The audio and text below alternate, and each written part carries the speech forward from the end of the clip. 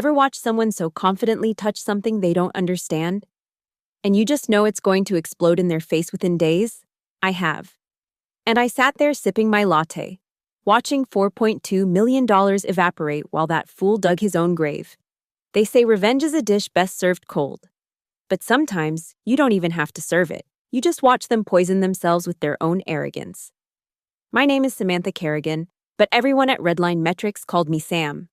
11 years I'd been there. 11 years of building, fixing, and protecting the infrastructure that kept our retail analytics platform from imploding. We weren't Amazon, but we were big enough, processing pricing data for about 40% of major U.S. retailers, the kind of numbers that made executives sweat when systems went down for even 5 minutes. I'd written that Firewall script back in 2019. Not my prettiest work, I'll admit, but it was battle-tested. That ugly little piece of code had saved our asses more times than I could count. The ransomware attack in 2020? Blocked. The vendor API meltdown that almost pushed live staging data to production? Caught it. The time an intern accidentally tried to sync our test environment's 0.01 prices to the live catalog? My script stood guard like a digital bouncer, checking IDs at the door. Then Logan Hayes walked in, fresh from a failed fintech startup. Logan arrived with the kind of confidence that only comes from never having maintained legacy code that millions depend on. Tall, sharp-suited, with that Stanford MBA smile that made VPs weak in the knees. Our CTO practically rolled out a red carpet, introducing him as our new innovation lead, whatever the hell that meant. The Monday sync meeting, that's what we called our weekly technical review, started like any other. Coffee, donuts, and developers trying to look awake while discussing server loads. I was explaining a minor update to our pricing validation system when Logan raised his hand. Sorry, Sam, but can we circle back to that Firewall script you mentioned? His voice had that Silicon Valley smoothness, like he was about to pitch me on disrupting the toothbrush industry. I was reviewing the codebase over the weekend, and that script? It's from 2019? That's correct, I said, keeping my voice neutral. It's been updated regularly, but the core logic is ancient, he interrupted, pulling up his laptop. Look at this. He projected my code on the screen, my comments still there, my weekend debugging sessions documented in frustrated commit messages. This is exactly the kind of technical debt that's holding Redline back. It's a fossil. We should torch it and rebuild with modern patterns. The room went quiet. You could hear the HVAC system humming. I could have defended it. Could have explained how that fossil had machine learning elements that adapted to vendor API changes.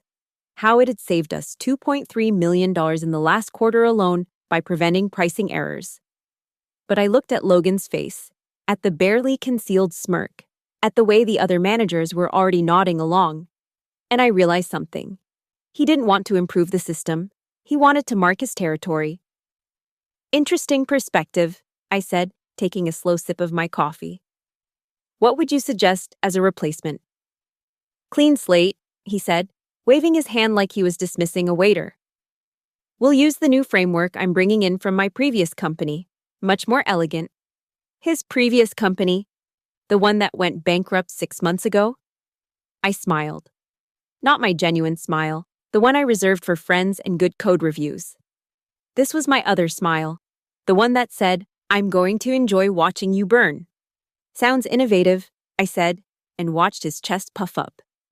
I'm sure you've thought through all the edge cases, the vendor API inconsistencies, the Saturday morning batch processing conflicts, the wholesale retail price differential safeguards. His eyes glazed over slightly, but he recovered quickly. Of course, it's all about modernization. The meeting ended with Logan assigned to optimize our defensive scripts. The other developers shot me sympathetic looks, but I wasn't looking for sympathy. I was already calculating variables, running scenarios in my head like code through a compiler. You see, Logan had just made the kind of mistake that ends careers. He just didn't know it yet. And me? I was going to have a front row seat to the show. Wednesday afternoon, 2:47 p.m.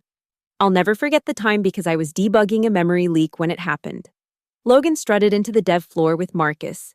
Our newest intern, kid couldn't have been more than 22, fresh out of boot camp. Still had that eager-to-please shine in his eyes. Gathering everyone for a quick demo, Logan announced, his voice cutting through the keyboard clatter. Time to show you what real optimization looks like. Developers started prairie dogging over their monitors. I minimized my terminal and swiveled my chair, already knowing what was coming. Logan had been prowling the codebase for 3 days, leaving comments like deprecated and needs refactor on everything older than 6 months. He pulled up our main repository on the conference room screen, visible to the entire floor through the glass walls.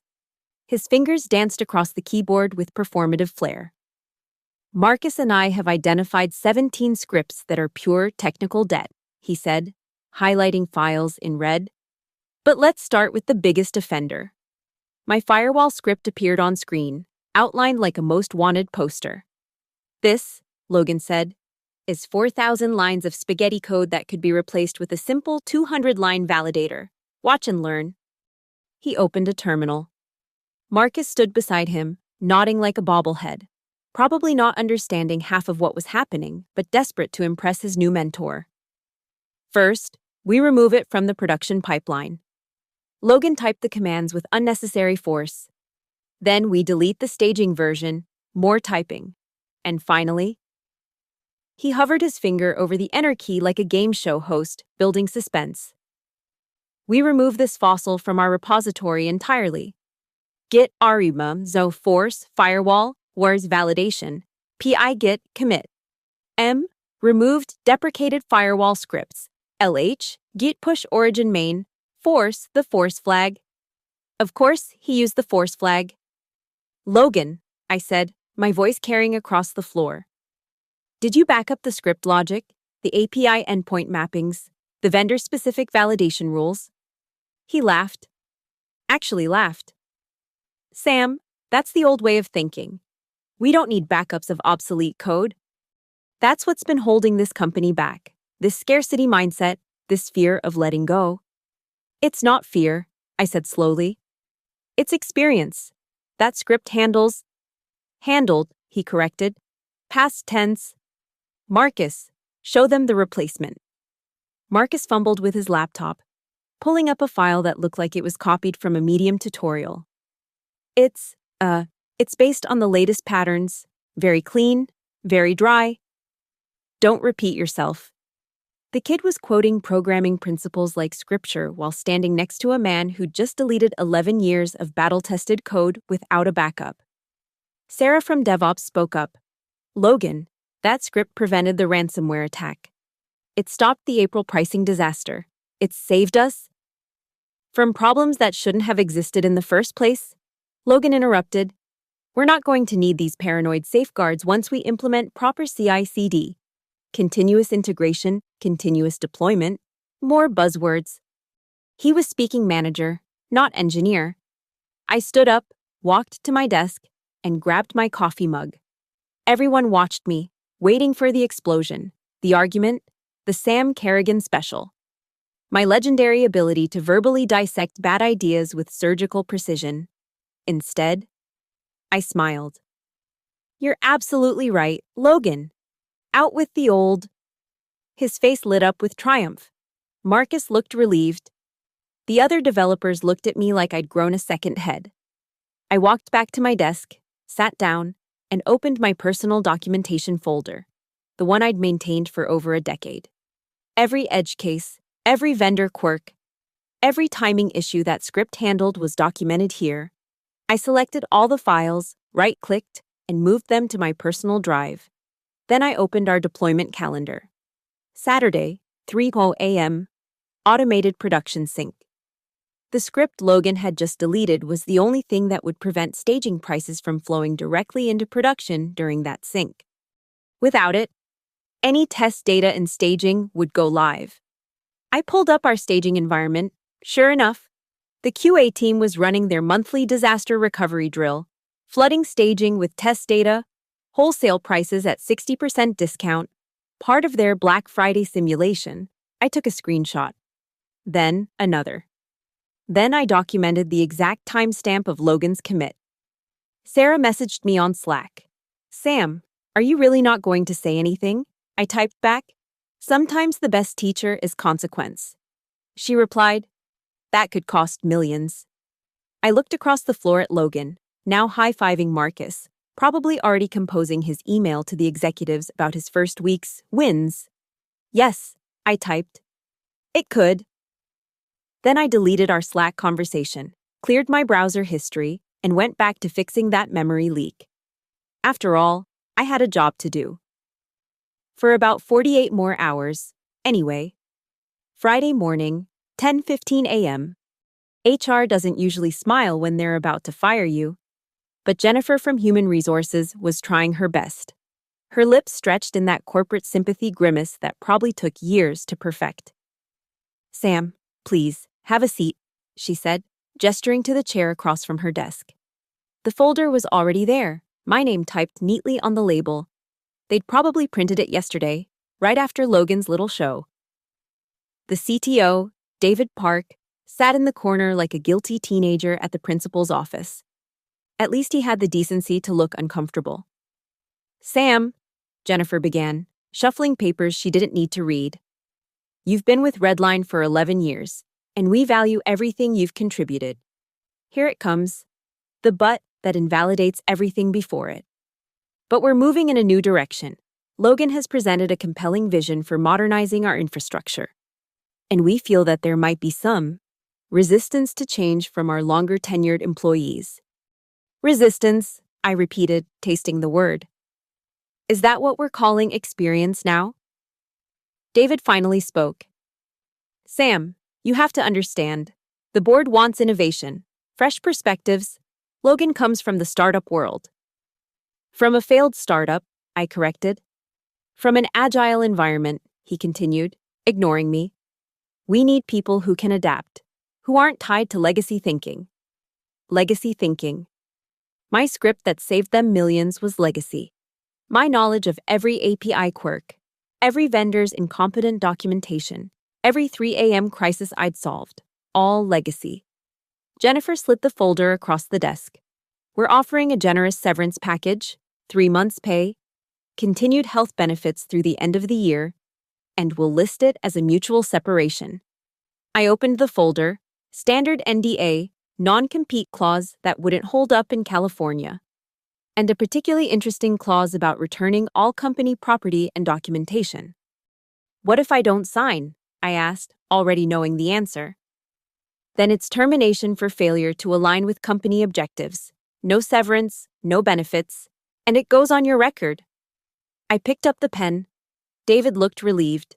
Jennifer's smile became slightly more genuine.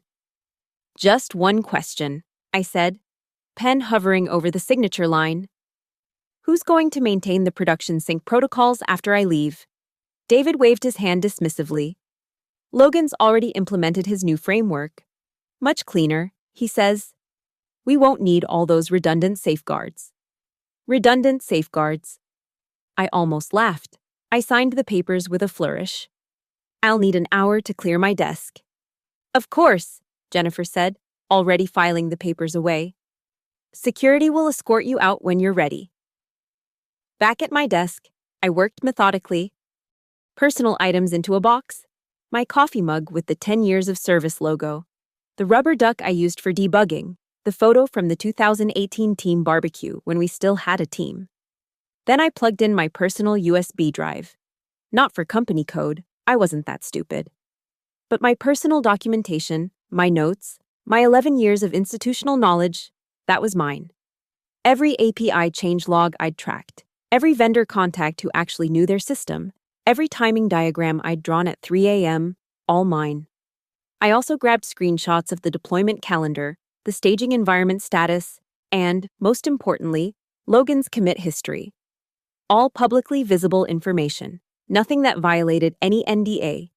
Marcus walked by, looking guilty. Sam, I'm sorry about Marcus, I interrupted. Let me give you some free advice.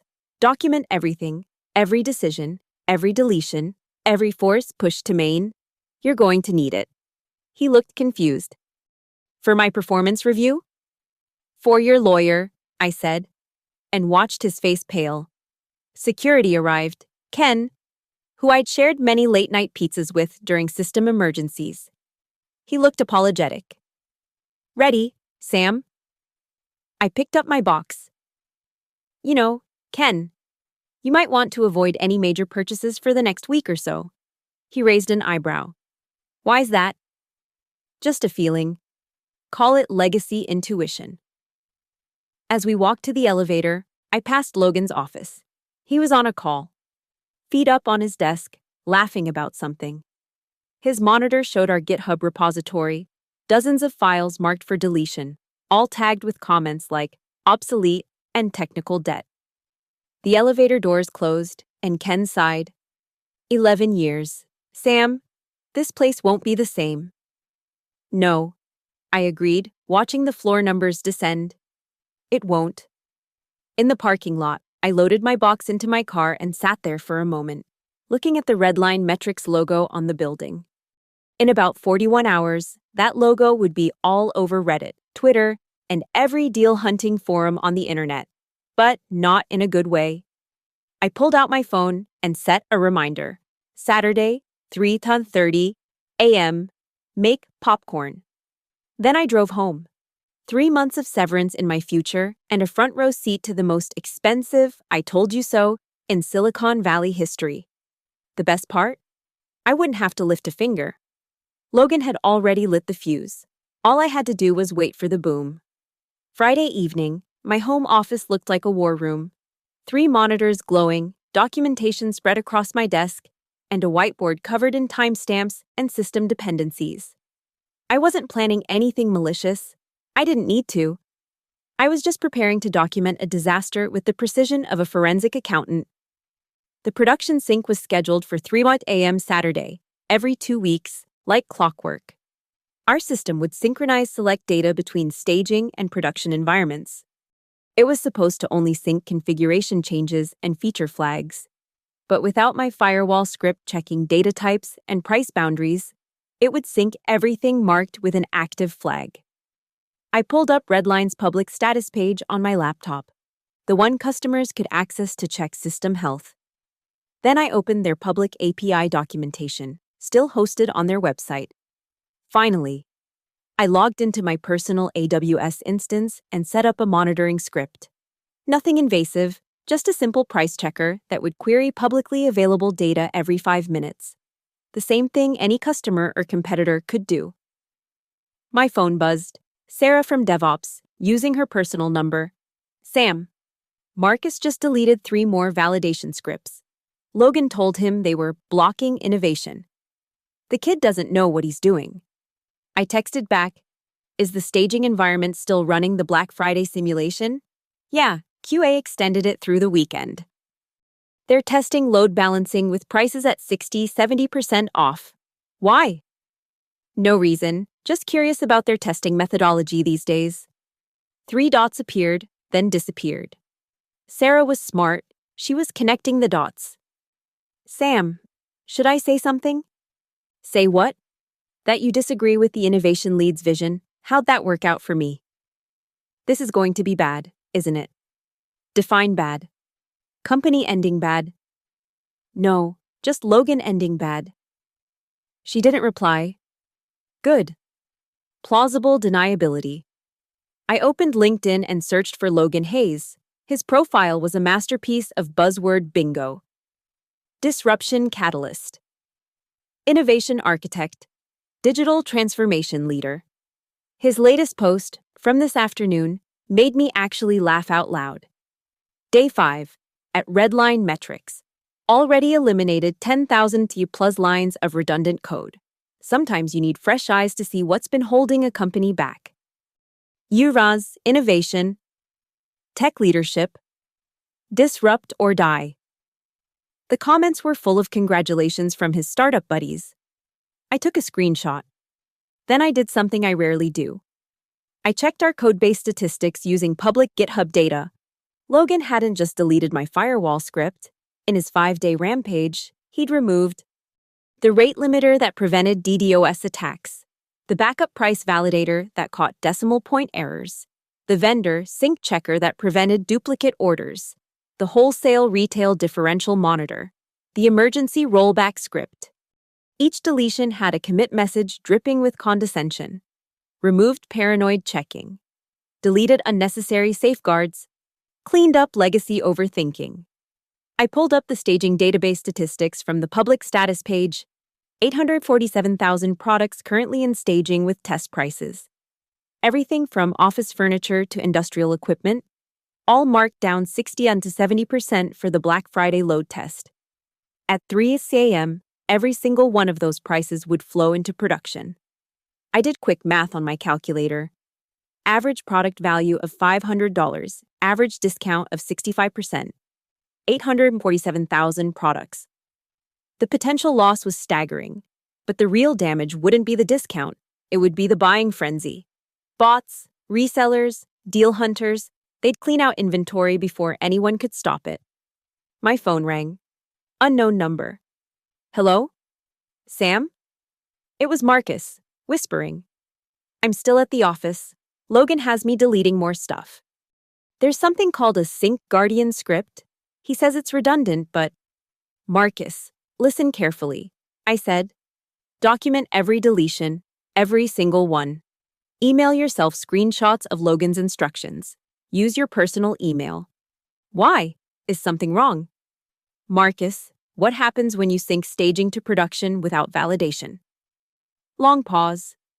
The staging data would... Oh no. The Black Friday test data. Bingo. I should stop. I should tell someone. Tell who? Logan?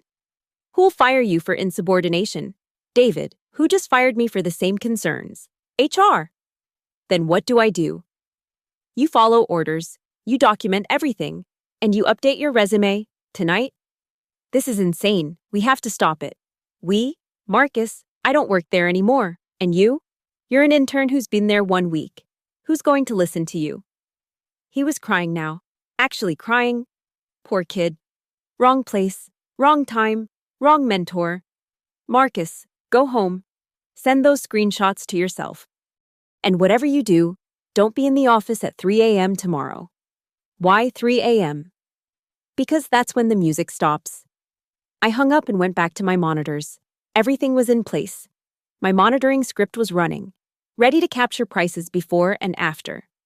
My documentation was complete. The public status page was bookmarked. I made myself a cup of coffee and settled in. T-minus 7 hours until the most predictable, preventable, and perfectly documented disaster in tech history. Logan wanted to disrupt things. He was about to disrupt himself right out of the industry. Saturday, 3 miles a.m. I was wide awake, sitting in my home office with a fresh cinnamon roll and my favorite coffee mug, not the corporate one, but the one that said, I survived another meeting that should have been an email. My monitoring script showed green across the board, production prices stable, Herman Miller office chairs at $809.99, as they should be, Dell Enterprise laptops at $2,499, Cisco switches at their usual eye-watering prices. 3:01 a.m. The sync job initiated. I could see it in the public system status. Routine maintenance in progress. 3:02 a.m. My script started detecting fluctuations. Small at first, just a few products flickering between prices. 3:03 a.m. The floodgates opened. The Herman Miller chair dropped from $899 to $355. The Dell laptops plummeted to $1,200. Those Cisco switches from $5,000 to $1,999. My monitoring script lit up like a Christmas tree, capturing every price change with timestamps. 3:04 a.m. The first bot hit, then another. Then dozens. These weren't customers, these were professional resellers with automated systems designed to detect and exploit pricing errors. They were wolves, and Logan had just thrown them a buffet of raw meat. 3:07 a.m. Reddit's R-Build APC sales exploded. Insane deal. Dell Precision Workstations 65% off at Redline. Within minutes, it had 500 upvotes and climbing. 3:09 a.m. Twitter caught fire. Yo, are your redline metrics having a sale, or did someone mess up? These prices are crazy. With a screenshot of a $10,000 server rack listed for $3,099.99. 3:11 a.m., TikTok entered the chat. Some kid was live streaming himself buying 17 laptops. Guys, I don't know what's happening, but buy everything now. I pulled up the public order API, the one that showed general traffic patterns without specific customer data. Order velocity was at 847 orders per minute. Normal Saturday morning traffic was maybe 20 per minute. 3:15 a.m. The deals had spread to Slick Deals, Fat Wallet, and every deal aggregator on the internet.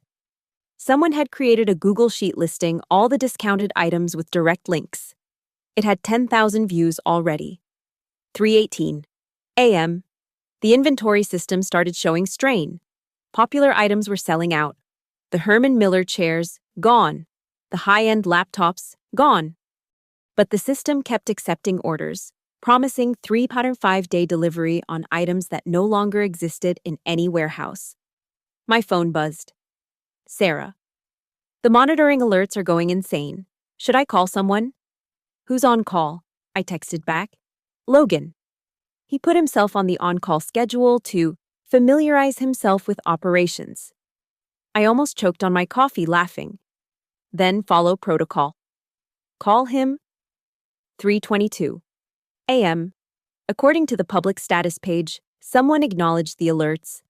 That would be Logan, probably fumbling with his phone, trying to understand what critical price variance detected meant. 3:25 a.m. The first news article appeared on TechCrunch. Redline Metrics appears to be having a massive pricing glitch. Customers rush to capitalize. 3:28 a.m. The status page updated. We are aware of a pricing display issue and are investigating. Display issue, not actual price issue. Which meant the system was still honoring these prices, still processing credit cards, still confirming orders. I opened my calculation spreadsheet based on the order, velocity, and average discount. Redline was hemorrhaging approximately $72,000 per minute. We were at minute 28 now. So, $2,016,000 and climbing. 3:31 a.m. Someone tried to implement a fix. Prices flickered back to normal for about 30 seconds, then crashed again. Classic panic response, trying to fix something without understanding what broke it. 3:35 a.m. The status page went down. Too much traffic? The irony was delicious. Their status page couldn't handle the load of people checking if the prices were real. 3:37 a.m. My monitoring showed them attempting to disable the API. But here's the thing about modern distributed systems. You can't just turn them off. Orders were already in the pipeline. Payment processors were mid-transaction. Inventory systems were updating. It was like trying to stop a river by asking it nicely. 3:42 a.m. Desperation mode. They started manually canceling orders. But for everyone they canceled, 50 more came in. The bots were relentless, using rotating IPs, different payment methods, shipping to various addresses. 3:45 a.m. Reddit had created a megathread. Redline Metrics Pricing Apocalypse Megathread. Post your hauls. The top comment was someone who'd bought $400,000 worth of equipment for $143,000. I refreshed my calculation. At current rates, they'd cross $3 million in losses. 3:48 a.m. The nuclear option. They took the entire site offline, not a maintenance page, not a graceful shutdown, just dead. Connection timeout. But it was too late. The damage was done. Screenshots were everywhere. Order confirmations were being posted as trophies. The internet had already immortalized Logan's masterpiece of incompetence. I finished my cinnamon roll, savoring the icing. Then I opened a new document and started typing. Postmortem, Redline Metrics Pricing, Incident of Date Estimated Loss, $4.2 million conservative estimate, root cause, deletion of critical validation scripts, time to detection, 7 minutes, time to resolution, 48 minutes, contributing factor, removal of experienced personnel who understood system dependencies, I'd send it to them later. Much later. After they'd suffered enough to appreciate it. For now. I just watched the internet celebrate its unexpected Christmas morning, courtesy of Logan Hayes and his war on legacy thinking, innovation, indeed. Saturday, 9:46 a.m., Logan Hayes walked into Redline Metrics headquarters looking like he'd slept in his Tesla. His usually perfect hair was disheveled, his designer shirt wrinkled, and his Stanford MBA confidence completely evaporated. The office was in full meltdown mode. Customer service had brought in 20 temp workers who were all on phones, desperately trying to handle the tsunami of calls. The legal team was huddled in the main conference room with printouts scattered across the table. The DevOps floor looked like a war zone: pizza boxes, energy drinks, and engineers who'd been there since 4 a.m. Logan! David Park's voice boomed across the floor. The CTO looked like he'd aged 5 years in 5 hours. Conference room. Now. The walk of shame. Everyone watched Logan traverse the floor, their eyes following him like he was a condemned man heading to the gallows. Someone had taped a printout to the break room wall, a Reddit screenshot showing an order for 50 laptops at 65% off, titled, "Thank you, Logan Hayes." In the conference room, the entire C-suite was assembled. CEO Margaret Chen, who'd flown back from her conference in Boston. CFO James Martinez, still in his golf clothes, and head of legal, Patricia Kumar, who looked like she wanted to strangle someone, probably Logan. "Explain," Margaret said, her voice arctic. "Explain how we just lost $4.2 million in under an hour." Logan pulled up his laptop with shaking hands. There must have been a configuration error in the sync process. "Stop," Patricia interrupted. "We've pulled the commit logs. Would you like to explain this?" She slid a paper across the table, Logan's commit message in 48-point font. "Removed deprecated firewall scripts, LH." That was just cleanup of legacy code. Legacy code that prevented exactly this scenario, David said. "Sam Kerrigan warned you. Sarah from DevOps warned you. Even Marcus tried to warn you last night." "Marcus?" Logan's face went pale. "He called you?" "He called me at 2 a.m., crying," Margaret said. "A 22-year-old intern had more sense than our innovation lead. He knew something catastrophic was about to happen. You know what he said? He said Sam told him to document everything because he'd need it for his lawyer." The room went silent. James pulled up his tablet. "The numbers are still coming in. But here's what we know. 3,047 orders processed between 3:07 and 3:48 a.m. Total retail value of products sold, $11.3 million. Total revenue collected, $4.1 million. Net loss, $7.2 million. But that's not the real problem." "What's the real problem?" Logan asked, though he looked like he didn't want to know the answer. "We can't fulfill 73% of these orders. We sold inventory we don't have. The Herman Miller chairs? We had 50 in stock. We sold 500. The Dell workstations? Had 200. Sold 900.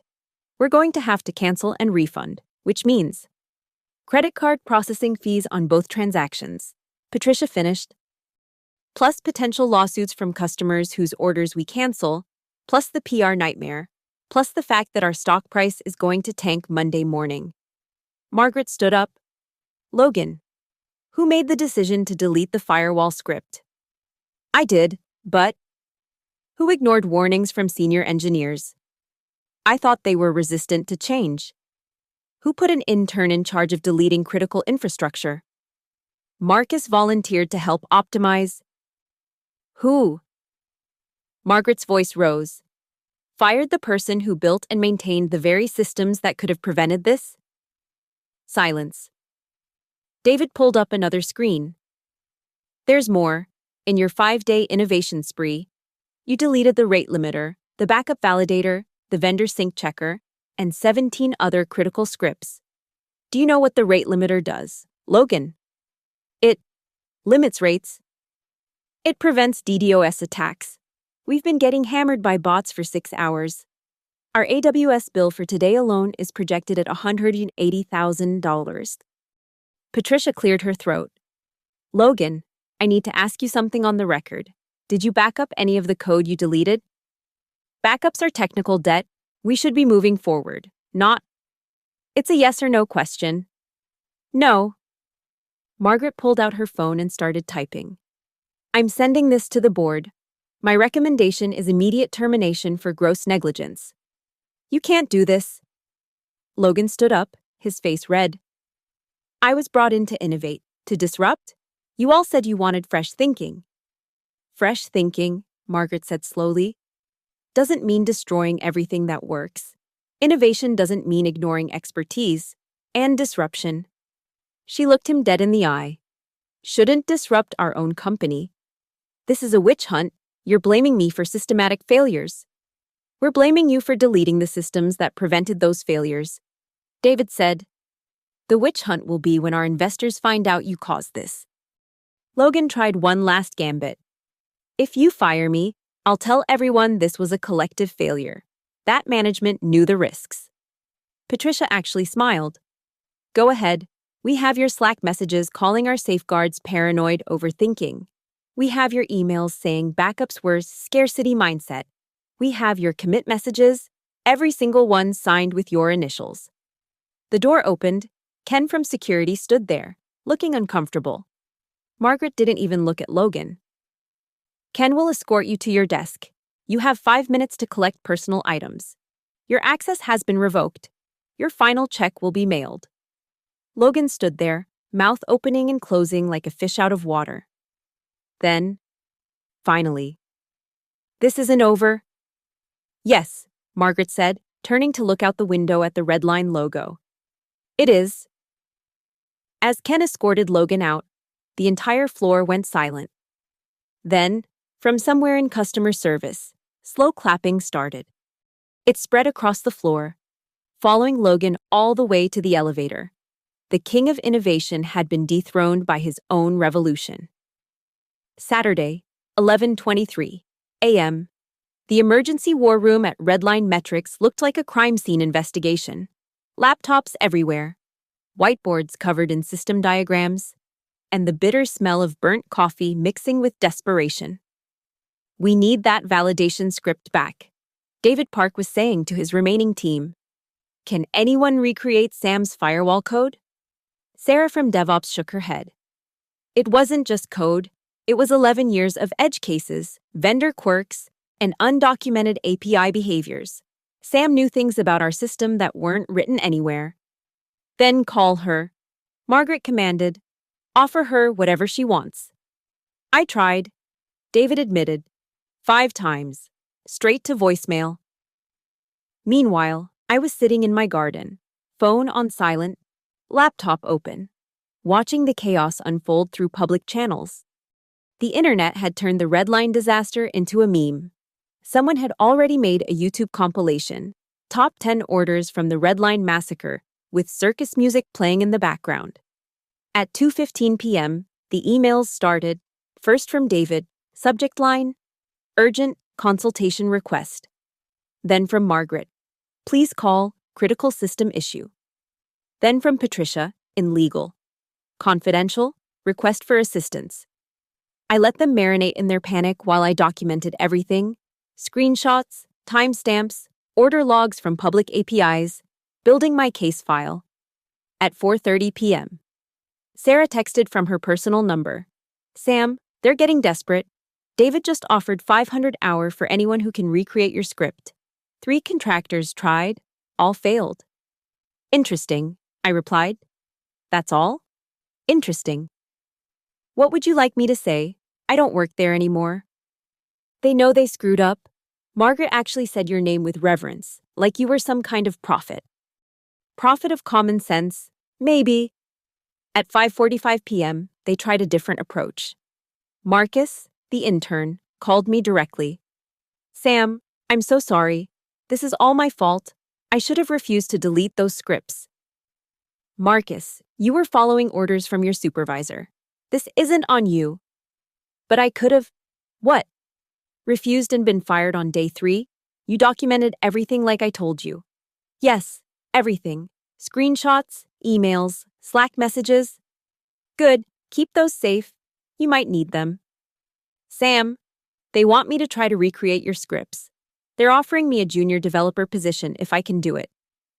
I laughed. Marcus, I'll give you free advice. You can't recreate 11 years of institutional knowledge in an afternoon. Tell them the truth, that the script wasn't just code, it was a living document of every edge case, every vendor mistake, every weird timing issue we'd encountered since 2013. So what do I tell them? Tell them the person who wrote it is available for consulting, at appropriate rates. 6:05 p.m., Margaret herself called. I let it go to voicemail and listened to her message. Sam, this is Margaret. I know we didn't part on the best terms yesterday. I realize now that was a mistake. A costly mistake. We need your expertise. Please call me back. We're prepared to discuss whatever terms you require. I waited exactly 1 hour, then sent an email. Not to Margaret, but to all of them. David, Margaret, Patricia, and James. I attached a single PDF, 4 pages. Page 1, my original Firewall script documentation showing every protection it offered. Page 2, the commit log showing Logan's deletions, highlighted and time-stamped. Page 3, my calculation of their losses, broken down by category, direct losses, AWS overages, legal liability, and projected stock impact. Total, $47 million over the next quarter. Page 4, a screenshot of Logan's Slack message from Monday. Sam's code is fossilized garbage. Can't wait to torch it all and show everyone what real innovation looks like. At the bottom, I wrote simply, the script is available for restoration. Consulting rate, $2,000 hour, minimum 40 hours. This rate is non-negotiable and increases by 500 hour every 24 hours you delay. Current restoration time estimate, 40 hours. After 72 hours without the script, system damage may be irreversible due to data corruption in the sync logs. Margaret called within 3 minutes. Sam, that's extortion. No, I said calmly.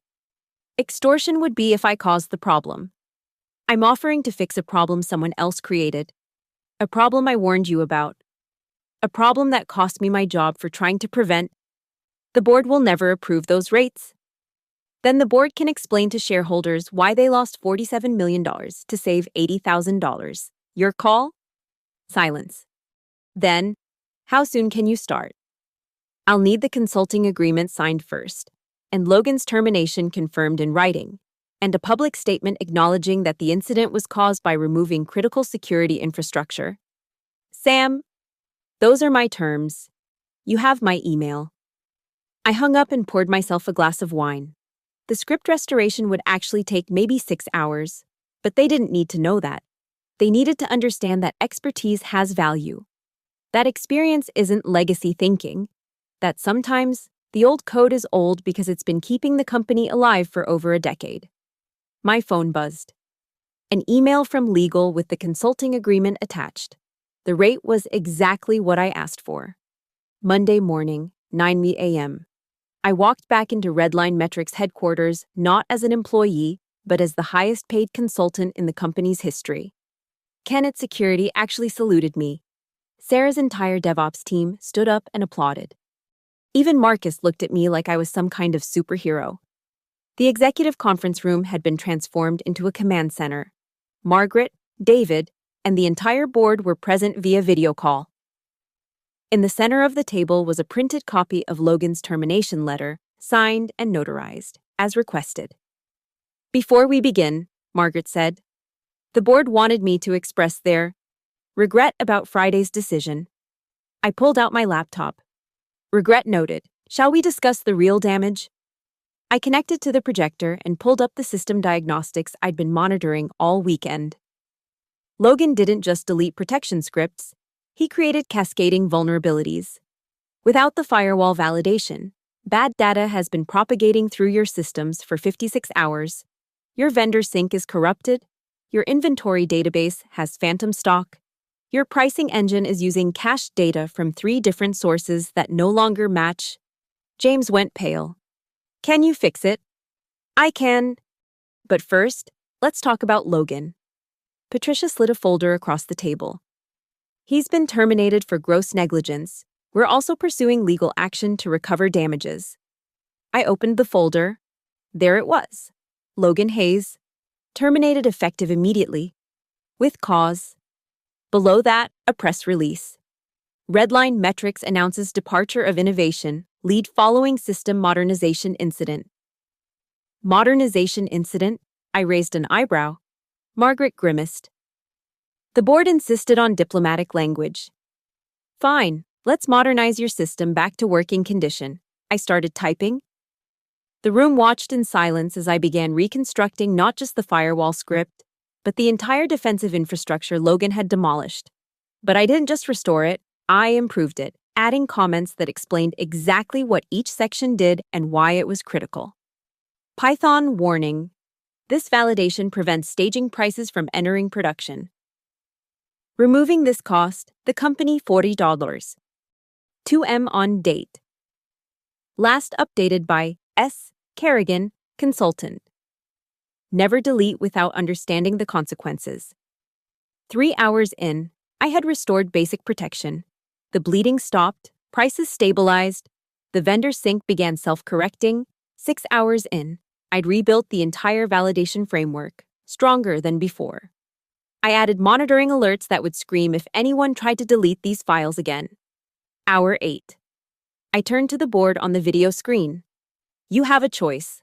I can leave you with documentation that any competent engineer can maintain, or you can retain me as an advisor to prevent future Logans. What would that cost? One board member asked. Less than $4.2 million. I said dryly. By hour 10, I'd finished the restoration and begun training Sarah's team on the new safeguards. Each script now had a deletion impact statement, a pop-up that would warn exactly what would break if someone tried to remove it. Marcus approached me during a break. Sam, how did you know? How did you know he'd fail so spectacularly? Because, Marcus, Logan was the kind of person who mistakes confidence for competence. He thought destroying was the same as building. Anyone can tear down a house. It takes skill to build one that survives a storm. At the end of my 40 hours, spread across 3 days, I submitted my final report. The script was restored. The systems were protected. And I'd left behind something Logan never could: institutional knowledge, documented and preserved. Wednesday evening, I closed my laptop for the last time in the Redline office. Margaret walked me to the elevator. We'd like to offer you your position back, she said. With a 50% raise and a senior architect title. No thanks, I said. I've decided to go into consulting full-time. Apparently, there's good money in cleaning up after innovation experts. She actually laughed. What about Logan? Any idea what happened to him? I pulled out my phone and showed her his LinkedIn. His profile now read, seeking new opportunities in transformational leadership. He'll find another company, I said. Another CEO who values disruption over competence.